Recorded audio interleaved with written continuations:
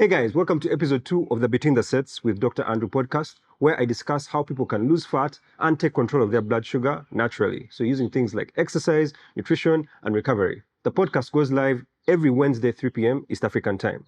Today we'll be discussing who weight loss surgery is for. So as usual, we'll be doing some exercise, and then between the sets, when I'm resting, I'll be answering a couple of questions, which Timothy, one of my teammates, will be asking me. All right, so first exercise is going to be pull-ups. I'm going to warm up a little bit, warm up my back. So I'm kind of on not actually kind of, I am on a deload phase of my training. So deloading is where you drop the volume of exercise. Volume is predominantly contributed to by the number of sets which you do, so the number of rounds which you do. So you drop the number of sets which you do to give your body time to recover from the fatigue which comes about due to the training which you've been doing. So like my last week, I was doing about 8 sets of back and chest. So for today, I'll do about just 4 sets, just trying to wind it down. But what I like doing when I drop the volume is I try to up the intensity. So I'll be lifting slightly lighter, but for fewer reps and for fewer sets. So the volume will still be less, but it will kind of be training in that range of strength building, not so much of muscle building. Yeah, muscle building can come in here and there, but yeah, it's really more of strength building in this phase of my deload, and the sets will be less. So workout will be shorter, but a little bit more challenging in a different way. So for pull-ups, I'm going to be using a weight belt, just so that I can get my repetitions down. Let's use 10, should we? Let's use 7.5 for today. Actually, I think I need 10 for the next exercise, so let's just keep it nearby. So I warmed up my back with what I call squat pull-ups. You can have another name for it. I'm just going to warm it up a little bit more also with regular pull-ups, maybe about 2 or 3, just to shock the back a bit. So just jump into the motion, control it down. I'm just warming up the back. I'm not yet getting to it. Just focusing on getting that stretch in the back.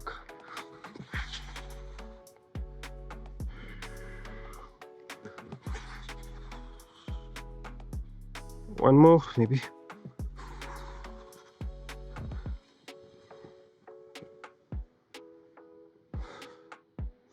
Okay.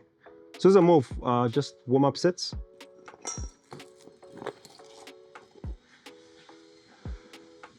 Now we'll get into our working sets.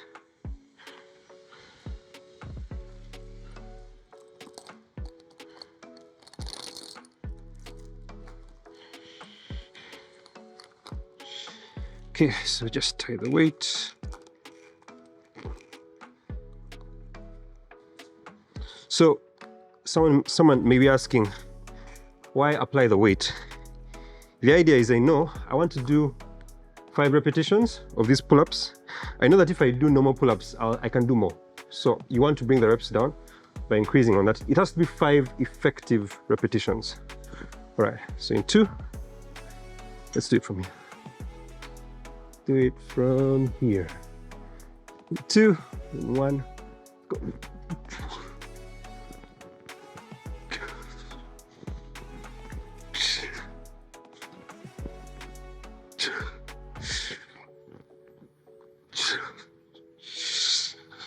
Okay. Shake that off. Okay. So now going on to dips.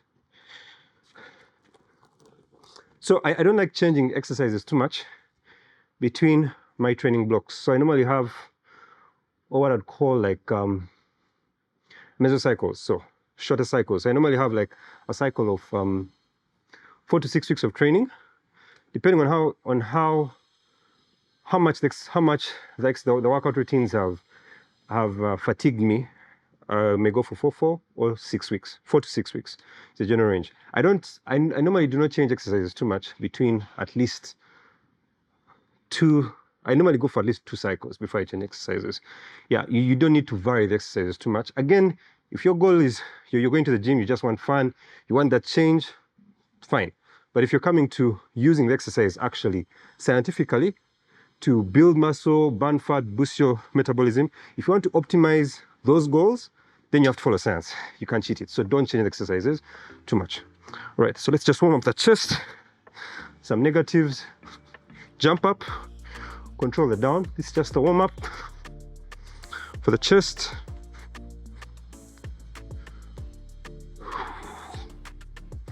So I'm focusing on that down, leaning forward a bit, squeezing through the chest. One more. Right.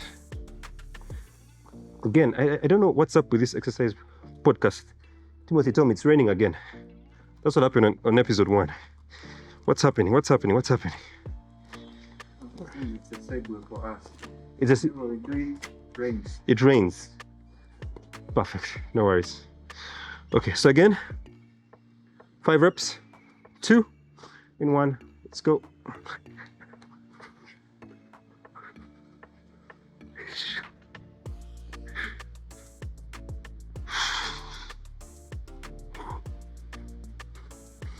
Okay.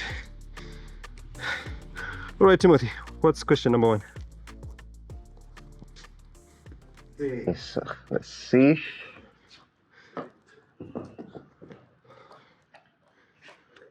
So, question number 1. Many people say they have tried so many things to lose weight but have failed. What would you say about that?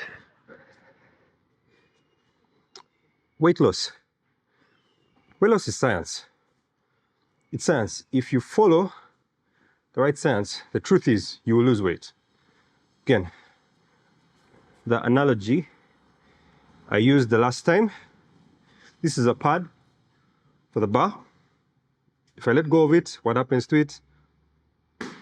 It drops. Why? Because it's science. It's gravity. It's science. So whenever, yeah, I totally get it. Many people say, you know what, I've tried. It's a common thing I hear. When I get on calls with people expressing interest in working with us. Doctor, I've tried to lose weight. I've done everything. That's that thing. I've done everything, but I've failed. Whenever somebody says that, I totally get it. You've done the best you know.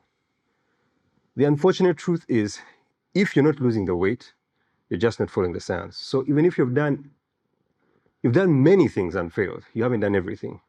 And the one thing you haven't done is the right thing. So many of the things which people use to lose weight are based on the premise that it's calories in, calories out. So eat less, burn more. So if you're talking about things like juicing, for example, when you juice, you're basically taking vegetables, fruits, blends of those. And it doesn't matter how much of that you're taking, those things are really low in calories. And having to plan meal plans for people, personalized meal plans in the true sense of the word, down to how much food should you be eating, say Timothy, say whoever, I don't know, Lillian, whoever, and then the right type of food. I know that if somebody is not eating 3 complete meals regularly, that person is not eating enough food. So regularly means there may be seasons or times when you do, maybe days of the week, 1 or 2 days where you eat 2 meals, maybe you're trying to fast. That may not be a problem. There may be spells where you go on slightly longer fasts. That most likely will be a problem, but damage can be mitigated if you can personalize those, optimize those meal plans for people. But I know that if somebody is not eating 3 meals regularly, they're not eating enough. So when you're taking things like juices and vegetables, those are really low in calories. So what's happening is that you are greatly reducing the amount of energy, the calories available for your body. Everyone's body needs energy to function. Like a car needs fuel to move. If you don't put oil in the engine of the car, the engine is going to be stressed. If you don't eat enough, or if you burn too many calories, doing lots of cardio, long duration cardio particularly, you're going to stress the body. And when you stress the body, it's a hormones game. It's not a calories game.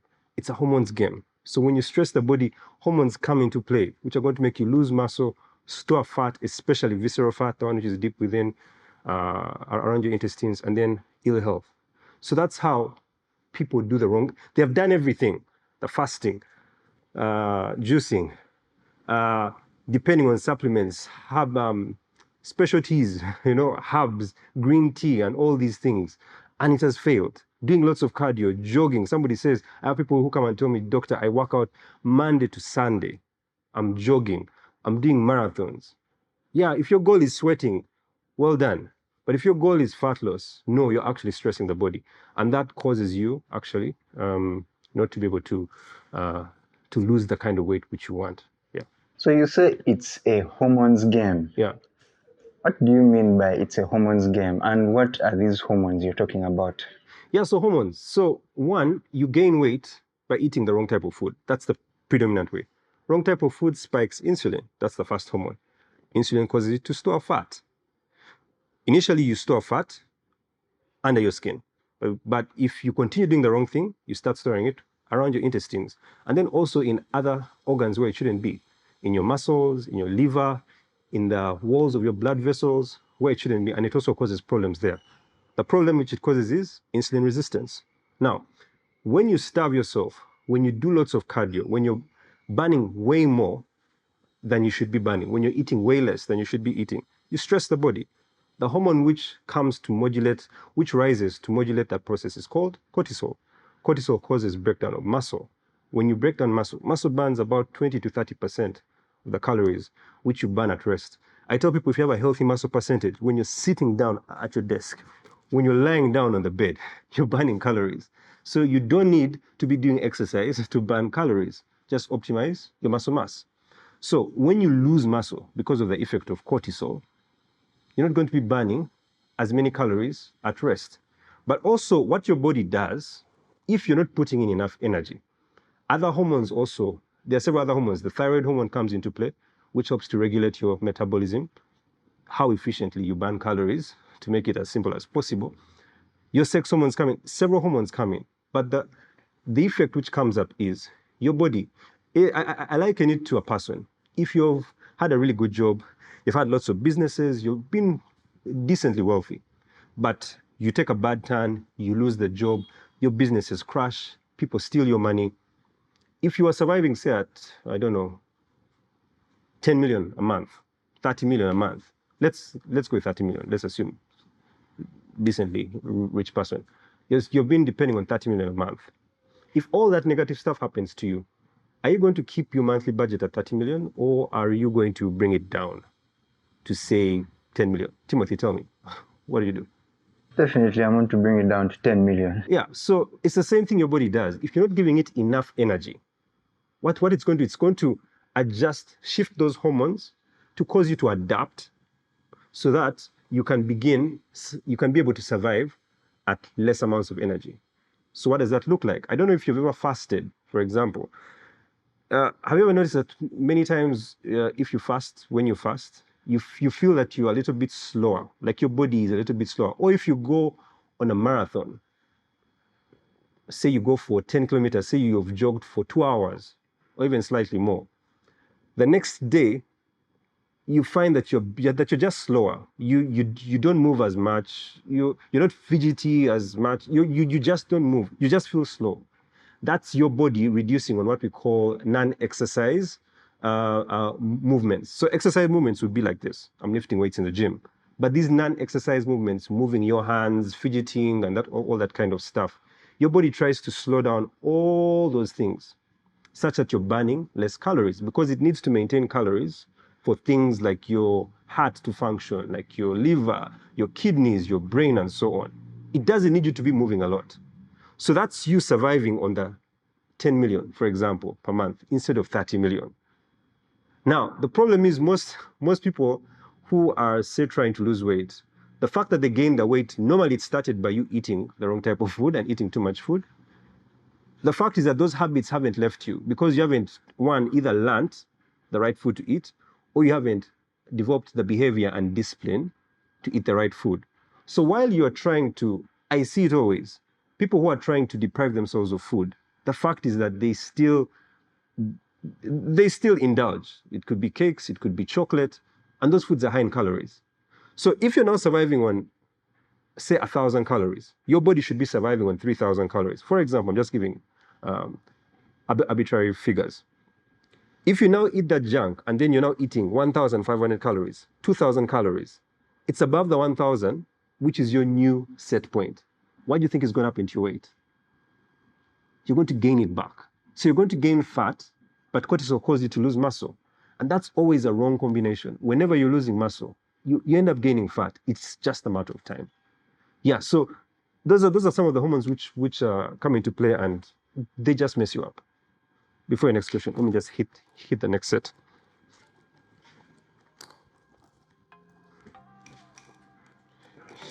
Okay, next set, we're done with the warm-up. Let's see if we're a bit fresher. All right, 2, 1, let's go.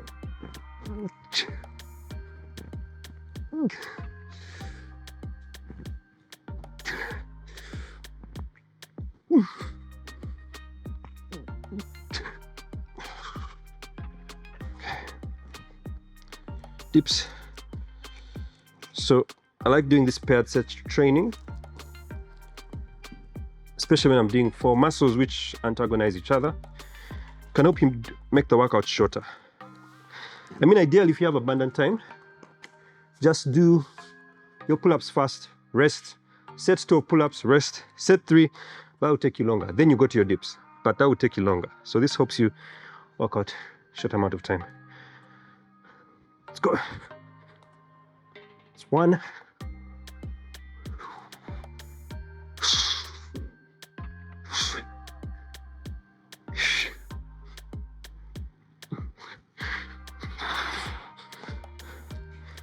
Yeah, so that repetition range of 4 to 6 repetitions is a good repetition for building strength. So strength is strength. Like you can lift heavier objects, not for too many repetitions, but you're able to lift heavier objects or move heavier loads. Yeah, so 4 to 6 repetitions, effective repetitions. So that's why I'll move it between, I'll do 5, like you may notice for dips I did 6. Yeah, because I was feeling a little bit better, so I did 6. Right, next question, Timothy. All right, so as we have already established, losing weight is not easy. We have tried so many things, and you've explained we are probably trying the wrong things. Mm-hmm. But what if the issue is not necessarily in our control? Not in your control? Yeah. What if the issue is genetics? Genetics. So to what extent does genetics play a role in weight loss? Because it's a thing. I mean, Yeah. some of us struggling, I said, we're struggling because our parents were big, and so we also end up big, and it's genetics. So to what extent does genetics play a role in weight loss? Okay, so genetics first of all, does it play a role? To some extent. Let me first go with gender, rather genetics by race. So like these are established facts, like based on research. Asians, if I compare Asians, Africans, and Caucasians, so whites, Asians tend to be predisposed more to these insulin resistance disorders. So type 2 diabetes, high blood pressure, dyslipidemia, where cholesterol and triglycerides levels are out of range, fatty liver. Asians tend to be predisposed most. Africans come next, Caucasians last. So you'll find people in their younger years. You can find people in their 30s. I see it. Just this week, I've seen several people already. Somebody, you speak with someone, they say, no, it's just weight. I don't have any chronic illnesses. You send somebody for tests, they find that their sugar is borderline. Or even for some, it's even elevated. For some, you find that their kidneys have been affected already. So you find Africans and Asians in their 30s. Asians, some you can even find in their 20s who have type 2 diabetes. But Caucasians, you're normally going to find somebody, a Caucasian who has high blood pressure or type 2 diabetes. They'll most likely get it, say in their 50s, late 40s, 60s. Yeah, that's just a trend. That's how the predisposition happens. Now, there are people who say one, some people say that for us in our family, we're big. Friends, it's science again. How you gain weight? Insulin rises. Yeah, you could have a tumor which is producing insulin. Again, still the issue is insulin levels are high. It's insulin which is going to drive you, which is going to drive the weight gain process initially. Someone will say, no, but for me, there's a common thing which I also hear. Someone says, as long as I can remember, I've always been overweight. And then I say, okay, so like I was just discussing with Timothy, you see, there are two sides to that. The normal range, the normal birth weight, if I remember my obs and gyne, obs and gyne friends should not hassle me. Anyway, like the ideal weight or ideal birth weight of a child, if I remember well, it should be about what? 2.5 kilos, maybe to about 3.5, about that. That's the ideal weight, yeah. Once you begin going below, definitely when you begin going below 2, you're in underweight. And then if you begin heading to 4.5, 5, that's a big baby. And again, we are very good. I know what, she produced a bouncing baby boy, bouncing baby girl. Yeah, we, especially in Uganda, am I wrong, Timothy? Like we celebrate big people, like babies and normally women, to be honest. And then even guys, yeah, like if you're small, and worse still if you're married, they'll start persecuting the wife, especially in traditional African families. She's not feeding the husband well. Why aren't you feeding your husband well? That kind of thing. Yeah, but the baby gained weight because the mother was eating badly. Pregnancy is already an insulin-resistant state, which means insulin levels are high. Insulin enables growth of tissues. So growth of the baby's tissues require insulin levels to be a bit higher. The challenge is they don't need to be too high. So if the lady is eating the wrong food, that's also causing high insulin levels in the baby and then insulin resistance in the baby. The baby is also gaining weight. So you can have somebody who has been big all their life and literally big all their life from birth. And now if your mother, if your dad don't have the knowledge or the discipline to institute good nutrition practices at home, they'll be buying the wrong food, giving the wrong stuff, not restraining you. You find children in 5 years old, 6 years old, 7 years old, they're big, obese. Childhood obesity is a major thing now. And this person just goes on with those habits through their life. So that person is big all their life. Then there are those who are born normal weight, but then again, there's no restraint, there's lack of knowledge, and then they gain weight. It all started still with hormones. Genetics plays a role, but it's again the thing where people want to focus on the 5%. Are there some serious genetic disorders which cause this? Yes, but I can tell you 1 in, I don't know how many have them. 90, I would argue 96% plus of people, it is lifestyle, your behavior. And again, I've done everything right and I failed to lose weight. I totally get it, but you're just doing the wrong stuff. When you do the right stuff, losing weight isn't a problem. Yeah. Let's first get into that next set.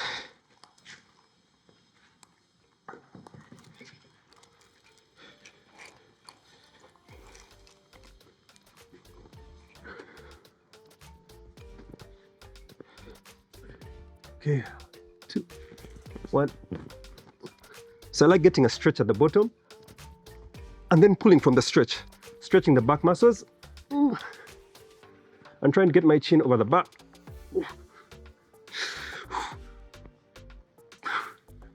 Okay,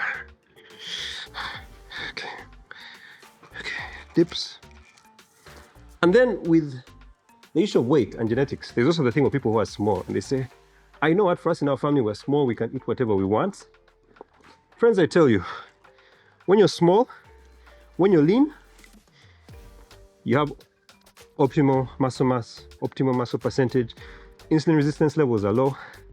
You have leeway. You have, what they call it, you know, like in school, when you S1s would come, you have S1s, your week of grace. So you can make mistakes, no one disturbs you. After 1 week, prefects begin dawning on you. So that's the same thing. When you're thin, you have leeway. You have some time of grace, which is afforded to you by your muscles. So you can do the wrong things and nothing happens. or nothing seems to be happening on the outside. But within, insulin is spiking, insulin resistance is growing, and that's why you find people who have been small. And for some people, it will take weeks, some people months, some people years. But trust me, continue eating the wrong food, you will start gaining weight, you will get type 2 diabetes, you will get high blood pressure. Now, you may not get all of them, but you will get one of these. If we all live long enough and do the wrong things long enough, we will all get these diseases. Yeah, so there is no genetics, no. This will probably be direct. I say that genetics is a lazy excuse, which prevents people from actually focusing on the things which they can change. Timothy, can you change your genetics? Definitely can't. Yeah, you can't change your genetics. So why focus on them? Focus, and then also, as I told you, that's the 2%, the 5%. You understand? Why not focus on the 95%, the 80%? Exercise, nutrition, recovery, sleep, things like that, which actually push the needle further. So this is not me being racist. I could get somebody who has relatively worse genes. And again, this is not me being racist. Again, as I said, research shows it. Asians are more predisposed, Africans next, Caucasians last. I could get an Asian who's obese, 100 kilos plus. But if they commit to doing the three main things, which I teach, the diabetes freedom formula: eat the right food to burn fat, don't starve to burn, lift weight to build muscle, and then rest to boost your recovery. Those three things. If I help them optimize that, they will improve their health to 85, 90 plus %. Versus me getting an African who has better genes, but still wants to double deal here and there. No matter how good their genes are, they'll optimize their health to maybe about 50, 60%.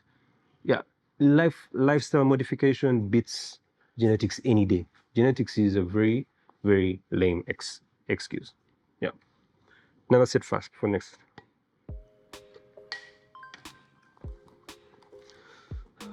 Fourth set. Maybe we'll do 5. I'm actually feeling good about it. Feeling good about it. Let's try here. Okay.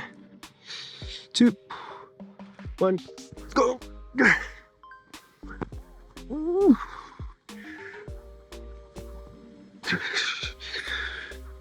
Ooh.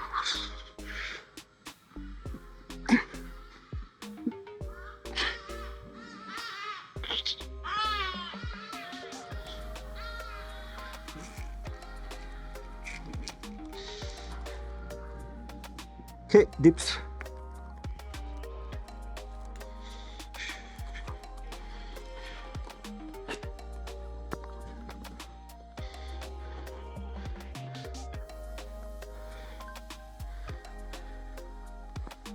Two, 1, let's go. 1.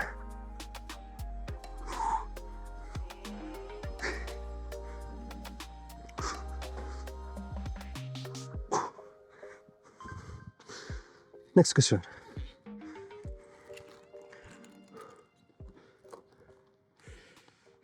Okay. All right, so next question. What about genders? Is there a difference between weight loss in men versus women? Genders. Yeah, so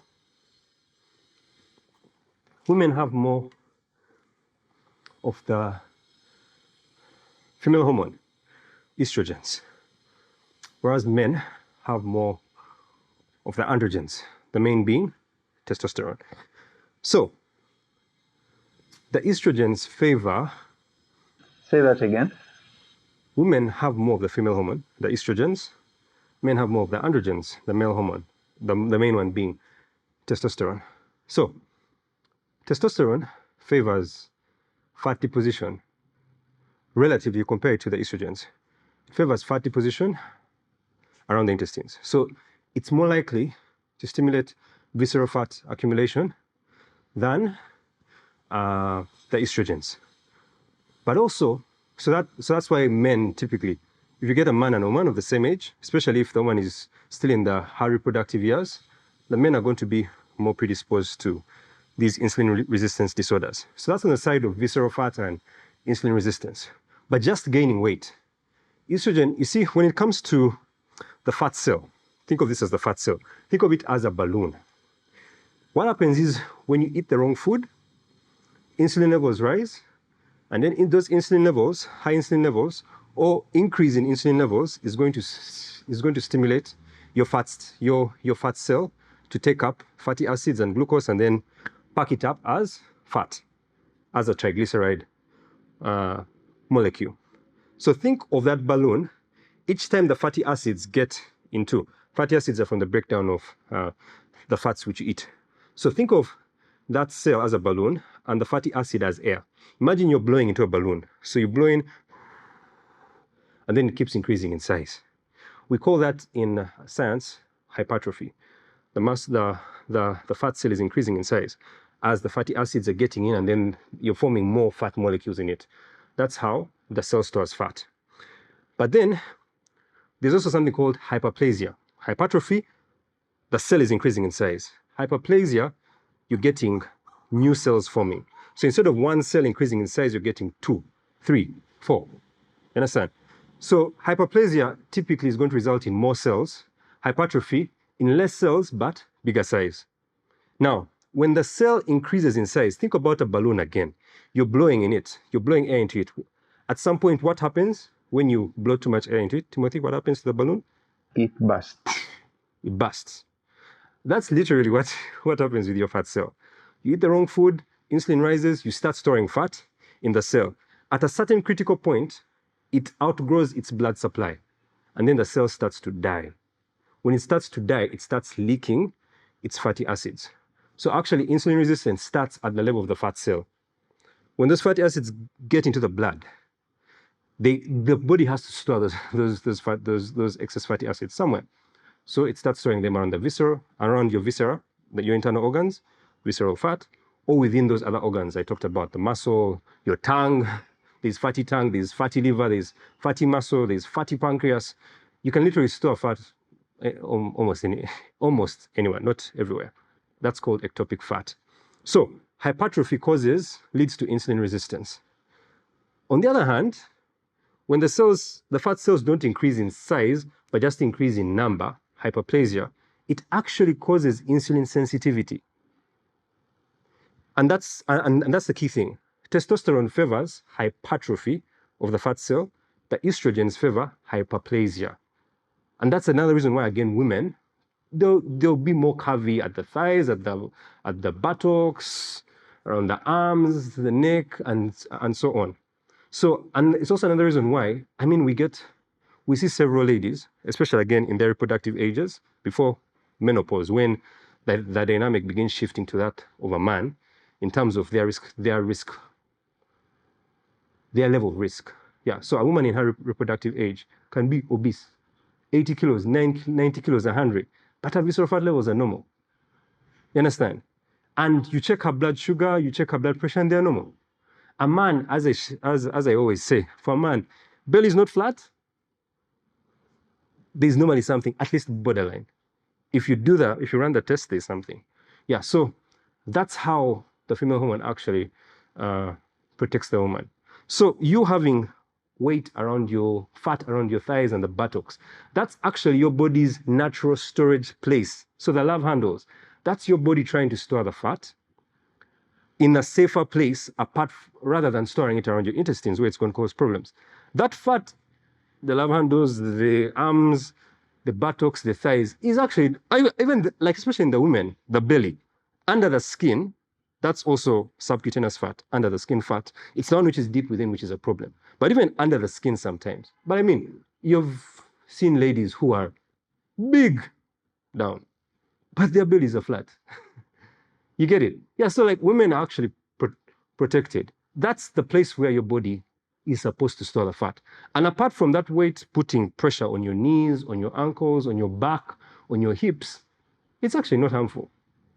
Yeah, it's actually not harmful. It actually doesn't really cause insulin resistance. but the one around your viscera.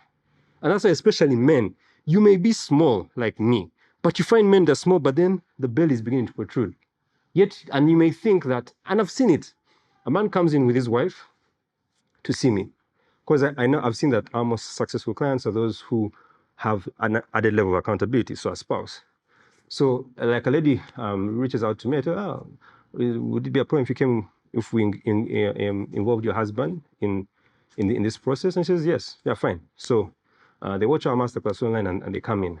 And some men, I mean, men, we can also be interesting sometimes. Your dear wife is there sharing her issues. And this man, and I remember there was this particular gentleman who said, I know, for me, like, I noticed that, her problem is she eats all these things. They're there in the fridge. She can't control herself. For me, that is how I managed to control myself, to manage my health. And then I take a look at him. A bit small, but the belly is there. And I look at her results. And apart from the weight Bambi, which is stressing her, the results are fairly fine. But he hasn't done tests. But I know that there's a problem there. You understand? So especially men, don't think because you're smaller than this big woman, you may actually find that your risk for diabetes and high blood pressure is actually way worse than that lady. Yeah, so that's how the sex differences come about because of the hormones. So haven't you just vindicated women from this weight loss thing? No, again, that's a message which you're picking. That's unfortunate. And again, this is really about just giving information for people to learn. It starts somewhere. It's a slow fade. You can decide to vindicate yourself and now just do whatever you want and say, I still have time until menopause. But it's going to be harder mentally to lose weight from 100 kilos. Actually losing the weight, if you're doing the right things, is actually easy. Yes, it's actually easy if you're doing the right things. The problem is the right things. It's actually easy. But mentally, it's harder to lose weight from 100 rather than to lose weight from 80. Yeah, so you can choose to go down that route, but then you're going to have to dig yourself out, which I don't think you want to do. Do you? Okay, last set.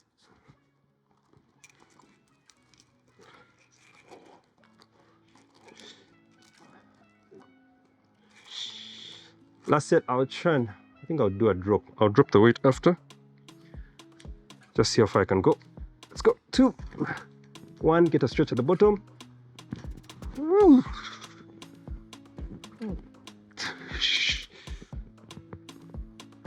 Keep the chest out.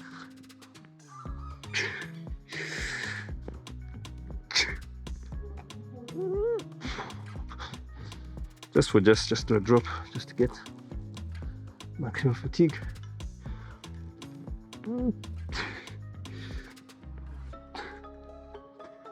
When you're fatigued, it's so interesting, eh? When just doing 2 more. Okay, that's enough. Let's go to dips.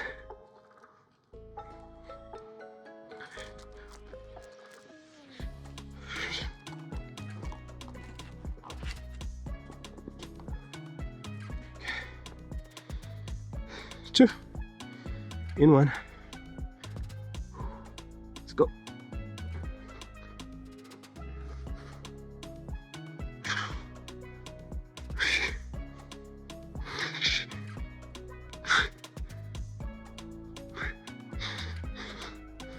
Let's try.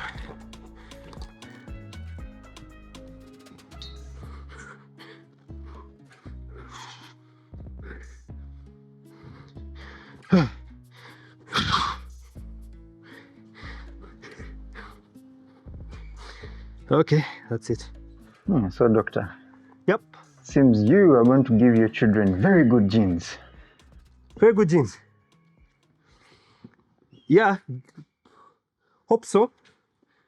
However, Like most of our clients keep saying, why are you exercising? You have no problems. You have a flat tummy. Your body is very fidgety. You don't move around a lot. So, what's the point? You're fine. well, but I also share the story that when I started doing this, my visceral fat levels were actually high. Yeah, and people who know me know I've always been small. But had a very bad sweet tooth. It's much, much better now. And I now know how to indulge wisely. Yeah, so I was small, but the fat within was actually high. So none of us is exempt. Some of my clients think that the things I tell them to do, I don't do. No, I do. I do. I mean, as I said, I still find ways of enjoying life. Like, I know how to sprinkle in something here and there, but for the bulk of the time, the fact is we need to do the right thing. And the level to which you're overweight or obese will determine the level to which you have that leeway. When you're overweight, when you're obese, your leeway is this small. The more you get leaner, you keep increasing on the amount of leeway which you have. Next question. All right, so doctor, I recently watched a news story about a lady that was struggling with what we're talking about, obesity. And she was going for what they described as life-saving weight loss surgery. So what about surgery? It's becoming a common thing. It's becoming a thing that people are picking up a lot, especially people that are struggling. What about it? Does it actually follow the science, like you're saying? So, life-saving, first of all, what does life-saving mean? I just want to make sure that we are on the same page. If you don't do it, you will die. Okay. Life-saving. Okay. Save your life, literally. Okay, so gaining weight is going to cause insulin resistance, ultimately. Insulin resistance is the disease. The symptoms are high blood pressure, high blood sugar, abnormal levels of cholesterol, fatty liver, and so on. And then there are complications. The two most common causes of chronic kidney disease are high blood sugar, high blood pressure. If your kidneys get damaged to the point of no return, you need a kidney transplant. Liver damage can also happen if it's to a point of no return, you need a liver transplant. And you could die from a heart attack or a stroke. So yes, losing weight is a life-saving venture. Surgery being a life-saving procedure is questionable. Because the question I would ask is, I'm always about the cause. What are we dealing with? And that's why I keep asking why? And for some people, it annoys them. But it's fine. I keep asking why because I want to know, or what are you trying to achieve? So, this person has gained weight. How does someone gain weight? Again, it's hormones. It's hormones. Whether it's you were born overweight and you've now been overweight all your life, your mom is the one who was eating the wrong food. So high insulin spiked and then you gained weight. Again, as I said, there are some disorders, but again, that's a very small percentage of the cases. For the bulk of people, it's the hormones. So you started out, or let's look at somebody who started out small. They started out small, they started eating the wrong food. They started eating the wrong food, too much food. Like Timothy, you told me a story of someone on was it a show when TLC or something like that? Yeah, actually, I wanted to give you that example. Yeah, We watched. I don't know if you watched. There's a show on TLC. I've just forgotten what the title is, but they show individuals that, mostly, of course, in the US, that are struggling. Yeah. That are really, really struggling with their weight. Most of these individuals weigh anywhere between 300 to 400. There's an individual they showed that weighed 600 kilos. Oh my God. So, and which then actually got me thinking about this whole surgery thing. So for someone like that, he weighs 600 kilos. Yeah. Surely these types of surgery are life-saving. Surely it is, they need to do it before. I mean, you could do the surgery because, I mean, if I weigh maybe 100 kilos or maybe 120, okay, yes, I could start with a lifestyle change, to address all those hormones you're talking about. But I weigh 400 kilos. I'm not sure I have time to deal with hormones. Yeah. How about we do the surgery and then solve the immediate problem, because I'll probably die at 400 kilos. I can't move, Yeah. can't do it. So do the surgery and then maybe we can begin to look at the lifestyle change. Wouldn't you think that would be a better approach? Yeah. So if I just take it back to the point of what's the cause. So your normal weight, you start eating too much food, the wrong type of food, more importantly, you start gaining the weight. Now, it's this journey of weight gain exists on this kind of continuum. So you eat too much food, eat the wrong food, you gain weight. If I capture you at this point, the 600 kilogram person, actually you told me that he would eat how many boxes of donuts and then how many how many bottles of soda? They would show some of what his eating regimen was. Gentleman would start out with 3 or 4 boxes of 3 dozen boxes of donuts. Okay, and without mentioning names of sodas, you just say soda. Sodas, 2-liter bottles of soda. His mid-morning snack would probably do about 12 chocolate bars. Yeah. Then he'd go in for lunchtime, would probably be about 10, 15 burgers with their sides. Yeah. And like that, so like just that, leave it like there. that. That's really enough. So they are probably consuming anywhere between 12 and 15,000 calories a day. So if you get that person at that point, their problem is they're eating too much. Now, eating disorders, eating too much, eating too little. Let's focus now on the eating too much. Hyperphagia. There are different causes of that. One, it could be a psychiatric problem. There could be some imbalance of some of these neurotransmitters. It could be a neurological problem. There could be a tumor somewhere. You see, there is central command, which is your brain, and then there's local command. So the surgery for weight loss is, we're looking at the bariatric surgery affecting the stomach. Local command, central command. So you can, when you do, like particularly that's the gastric sleeve, I think is one which is becoming quite popular amongst people. The gastric sleeve is going to remove about 60 to 70% of your stomach. Those, in the lining of that part of the stomach which is being removed, those cells there produce the hunger hormone, ghrelin. So it makes you feel hungry. So the idea again is that you're removing 60%, 70% of the stomach, removing a bulk, reducing levels of the hunger hormone, hence people stop feeling hungry as much. Also, the size of the stomach is reducing. So which means also you feel satisfied quicker. So again, it's all trying to make sure that you feel satisfied. It's affecting your satiety levels. But satiety is not controlled only locally. It's also controlled, more importantly, centrally. So causes of hyperphagia, if there's a tumor there, if there is, maybe you had trauma, you had a car accident and you damaged that part of your brain which controls satiety. If you had surgery and then they by mistake damaged that part, you had brain surgery and then they damaged that part, affected it in some way. Is you removing part of someone's stomach or putting a band, is it going to solve the root cause of the problem? Timothy? It doesn't seem like it will.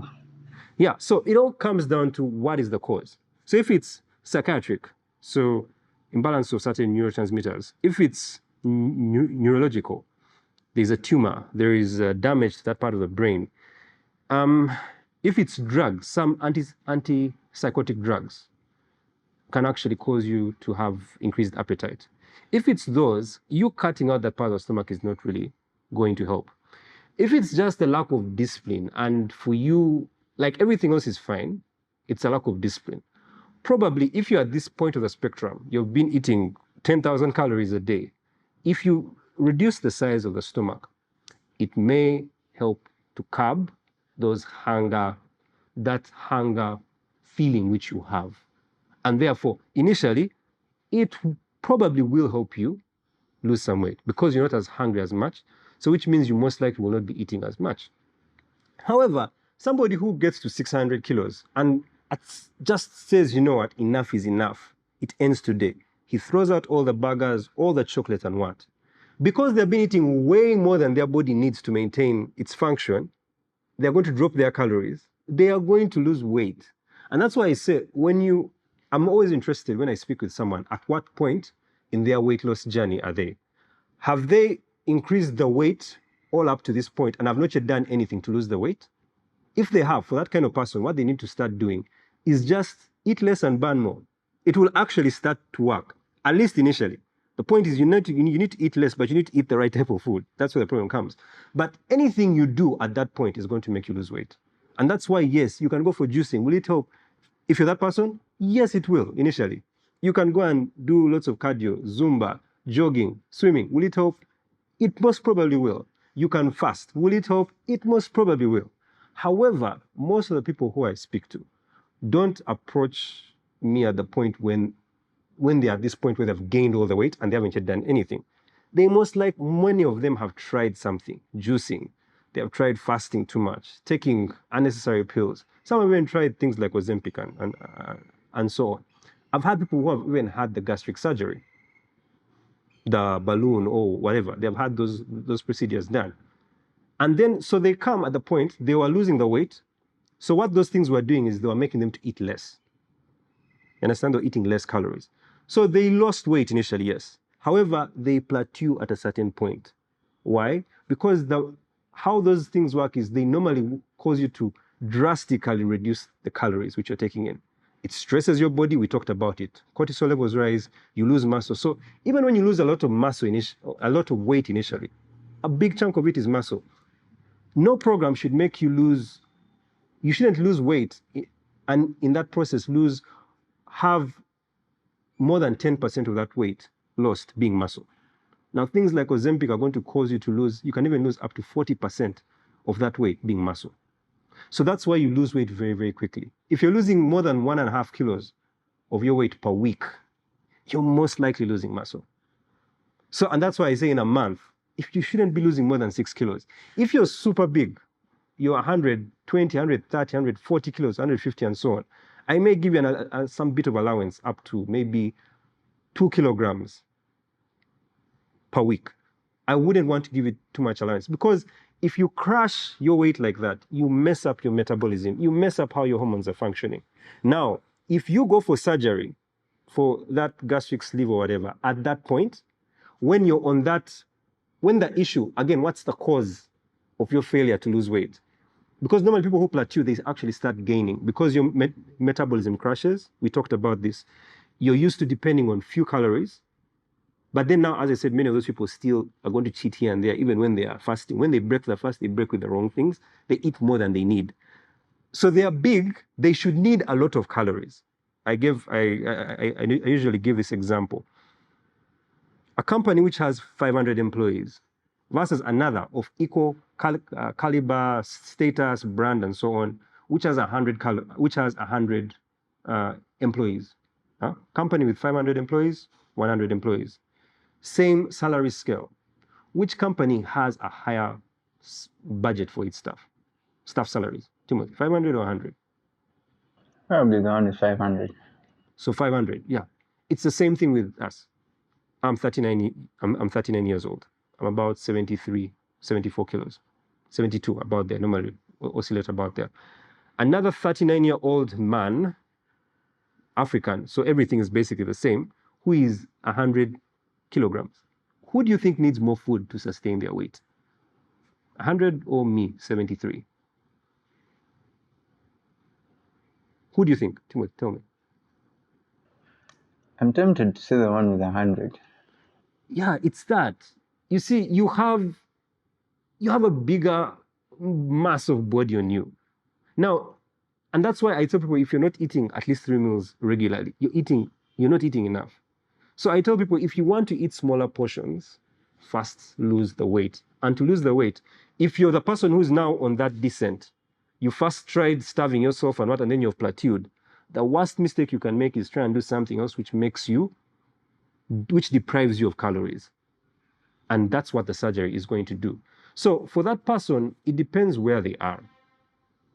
Yeah, it depends where they are in the journey. That determines what the approach is. For the person who has gained up to 600 and then hasn't yet tried to do anything, surgery could help, but they have to be willing to live with the complications.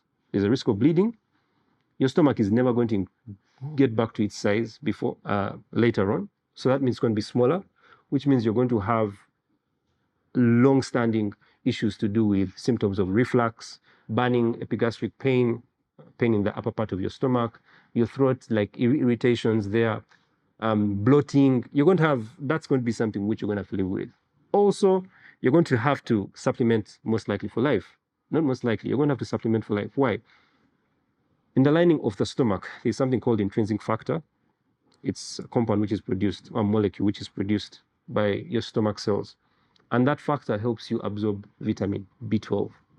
Vitamin B12 is important for nerves and several other functions. There are other micronutrients, iron and so on. Also your macronutrients. Smaller stomach means you can't eat as much also. Food is not the enemy, friends. It's not. The right food is actually medicine.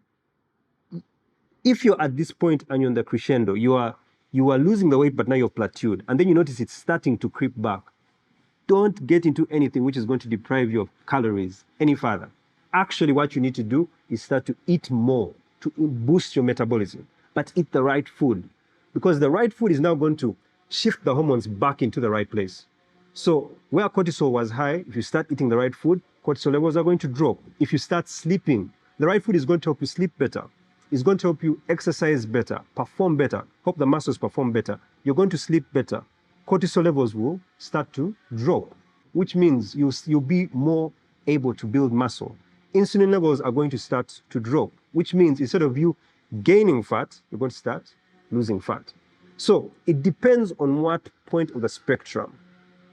The person who's on this, who has already been depriving themselves, please, I wouldn't recommend that. And again, even for this person who probably could do it, but needs to live with the repercussions, what was the root cause? If there's a tumor in your brain or something, having that surgery is not going to solve that issue.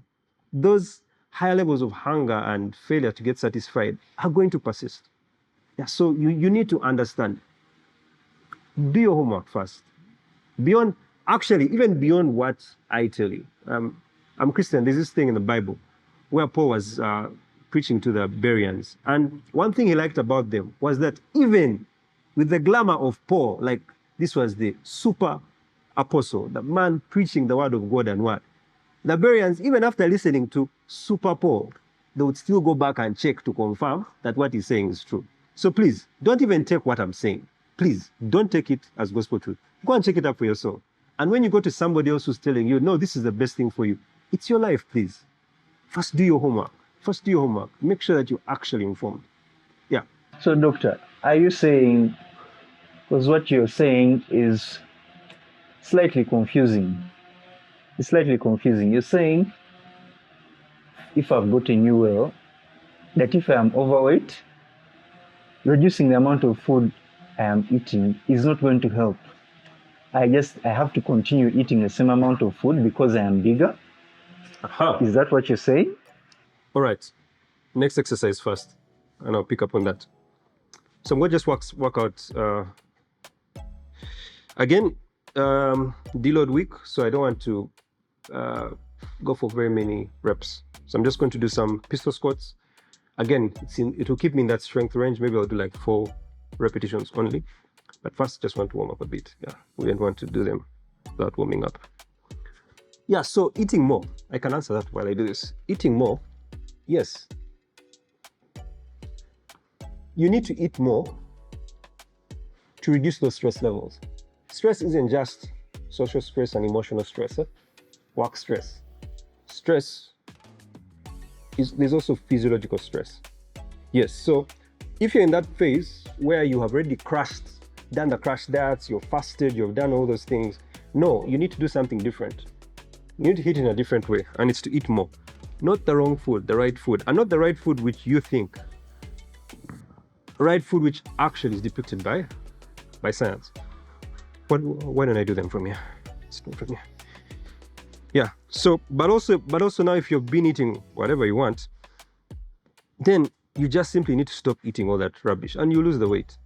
But be warned that there's going to get a point where you need to optimize. You need to start actually applying a little bit more science into what you're doing. Otherwise, you're going to plateau and start gaining the weight back. So pistol squats. Support it a bit. Keep those up.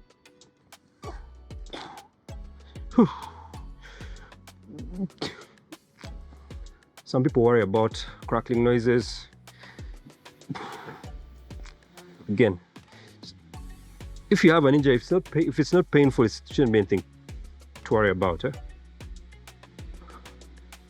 Yeah, okay.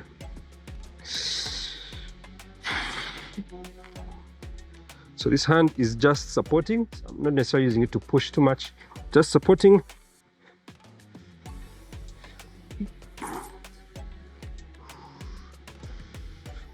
Keeping on my heel, not going to my toes. All right. Hope that answers the question. Yep, it does, definitely. Yep. Next question.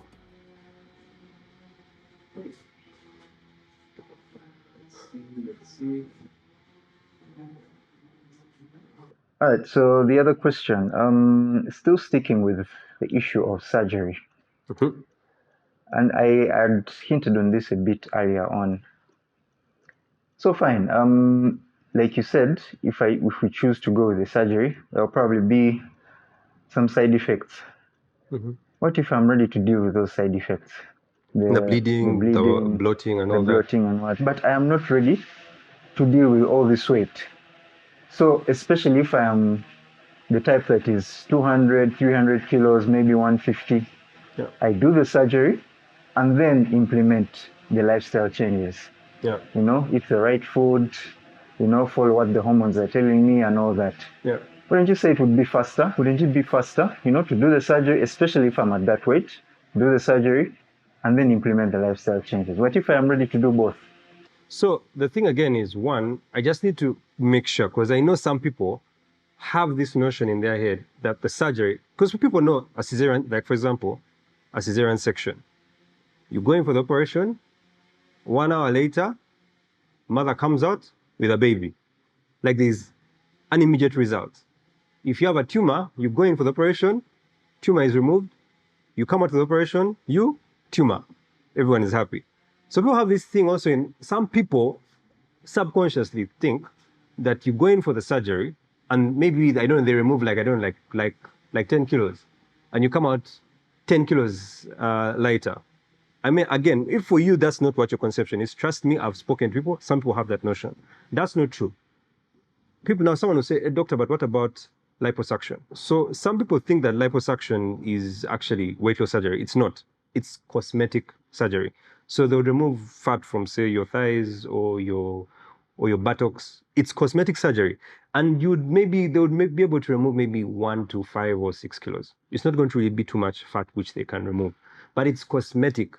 And if you remember what I told you about hyperplasia, increase in size of the cells causes insulin resistance, whereas increase in the number of cells causes insulin sensitivity, the good thing. So the cells are increasing in number, but the size is remaining small. Small fat cells are good. Large fat cells are the ones which cause the problems. Now, when you remove fat, say from the thighs from the thighs or the buttocks, actually what you're doing is reducing on the number of cells. Remember, that fat there is not the one around the intestines. That fat there is actually safe. As I said, apart from it putting weight on your joints and that fat, those cells are small. You understand? They are small cells. Now you remove those cells which were improving on your insulin sensitivity. Actually, that can put you at risk of insulin resistance disorders moving down the road. So let's move liposuction out of the way. That's not the kind of surgery. That's the one which at least maybe you would say, after the operation, there's an immediate result. Doctor walks out with 4 kilos or 5 kilos of your fat in his hands. This is gastric surgery. They are cutting 60 to 70% of your stomach or putting a band with the aim of reducing your hunger levels or also of reducing the size of your stomach such that, again, your hunger levels should drop and that you should feel satisfied quicker. They are going to do that. So they are basically trying to forcefully make you reduce your calorie intake. Do you understand? That's all it's doing. They are forcefully making you reduce your calorie intake. You're still going to have to lose weight the natural way. Do you get it? And that's why I said, what is the cause of you gaining weight? Is there a tumor? Is there a psychiatric issue? Is there a neurological issue? Sort that out. If it's a behavioral issue, again, cut out your stomach. If you feel that, you know what, I can't discipline myself. I don't want to invest that money, maybe saying somebody told me. And by the please, you can go and do it with a trainer somewhere else. I'm not telling anyone to come and see us. Please, you can go and do it with a trainer. You don't want to discipline yourself, to subject yourself to accountability by someone else. Fine, then cut out the stomach. But again, ask yourself, at what point in this journey am I? Have I been eating too much such that this may be of benefit? And then I'm still going to have to learn these lifestyle principles. And then I'm not going to necessarily lose weight. Again, lose fat. And I'm going to emphasize why I'm saying fat. I'm not going to lose fat really much faster than somebody who actually gets the right system and then subjects himself to discipline. You may lose weight a little bit faster. But again, as I said, whenever you're losing more than 1.5 kilos per week, you're losing muscle. So you're losing weight, but you're losing less fat than you actually could have by doing the right thing. And you're losing more muscle than you should be losing. I mean, you're losing more than 10% of your weight. You're having more than 10% of the weight lost being muscle. That's affecting your health. So again, if you're about doing things the right way, the healthy way, then I recommend, why not just deal with the discipline stuff? Why not deal with the learning, which you're inevitably going to have to do? But again, you can do the weight loss. But again, no. As long as you're losing more than 1.5 kilos, 2 kilos, I would really push it. You're most likely losing muscle. And it's never healthy to lose muscle. Yeah. Losing muscle, you're going to put the fat back on. Inevitably, it's going to happen. And then again, if you're not going to get the right lifestyle advice, I've seen people who do those operations and then I see what they're eating after that. And I'm like, oh my God, you're going to put that weight back on. Yeah, so you have to have the right foundation. So here you're having the foundation as your surgery, but you're neglecting actually learning the right stuff. So even if you lose weight, you start eating the wrong stuff, you're going to end up gaining it back. And then I still ask myself, do you really want to be on supplements and pills for life? I don't know, man. The money involved, the hassle of having to take pills every day. I mean, I don't know. So then, doctor, maybe one final question. Yeah. So who then is this surgery for? Is it for anyone? Should we do it? Is there any case in which we can do it? Who is it for? And why is it being pushed so much? So why it's being pushed, I will not get into that. But who is it for? Personally, I will not recommend it for anyone. But I just want to give people the knowledge, the information which they need to take a decision. Again, what part of the spectrum of weight loss are you at? Have you been eating too much food and not regulating yourself? If you have, then please just stop eating all that junk. Cut the alcohol out, cut the sugar out. Trust me, you're going to start losing weight. There's no need for surgery. But again, if you want surgery, if it's just that and there's no other underlying issue, a neurological problem, some tumor, some psychiatric issue, you're not taking any antipsychotic drugs which are making you put on weight, then fine, you could do the surgery and then learn the lifestyle things after. But you need to know that the surgery is not, again, you're not going to come out of the surgery 10 kilograms lighter. No, they've just removed your stomach and then you're going to still have to implement the lifestyle which you need to implement. So, but again, if you're on the part where you've already tried those things, you already deprived yourself of calories, you're putting yourself at danger doing that surgery because it's also going to further worsen that issue, which is crashing your metabolism. So which means you're going to gain that weight back. Or you'll find they'll do the operation and you'll still not be losing weight as much as you want. If you're doing the right thing, you should be in the range of, when you're overweight and obese, if you're at my weight, well, you're already in the right, your BMI is in the right range. you may be less than a half a kilo of fat lost per week. But if you're overweight or obese and you're doing the right thing, eating to burn the fat, lifting to build muscle, resting to boost your recovery, you should be in that range of you should be losing at least a half a kilo of fat per week. And if you're not, I always tell my clients, if you're not, let's talk. Yeah, and normally when you get on these group calls and people are sharing the issues which they're having, I always tell them, no. I keep asking questions. We keep asking questions here until we find what that thing is in that triad, the nutrition, the exercise, and the recovery. Until we find what that thing in the triad is, which is making them fail to hit that target. Because you should. Because it's basic science. All right, I hope you guys enjoyed the podcast. I hope you guys learned a lot. In case you have any questions, any comments, leave them right down here in the comment section below. If you enjoyed this, you found value in it, hit the subscribe button, follow us on the social media platforms. And remember, this podcast goes live on our YouTube channel every Wednesday at 3 p.m. East African time. All right, so till next time, take care and be blessed.